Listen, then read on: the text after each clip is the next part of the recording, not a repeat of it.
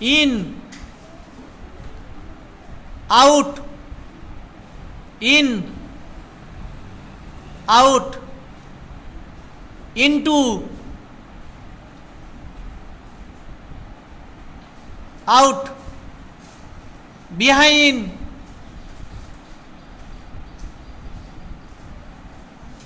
beside। এইভাবে তবে কত সহজে প্রিপোজিশন শেখা যায়। প্রিপোজিশন অনেকগুলো আছে, তার মধ্যে এই কটা রয়েছে। এবার চেয়ারটা এনো, চেয়ারটা, চেয়ার। জুতাগুলো, জুতা।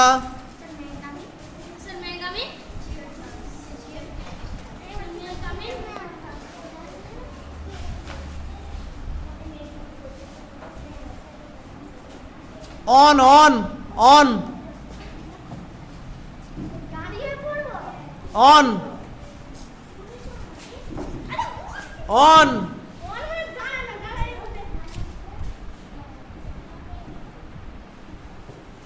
এটা হচ্ছে অন, মানে কোনো কিছুর যে জিনিসটার উপরে আমি কোনো জিনিস রাখছি তার সঙ্গে কানেকশান থাকবে, সংযোগ থাকবে।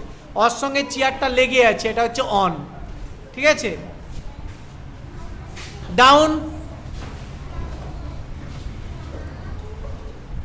এটা হচ্ছে ডাউন।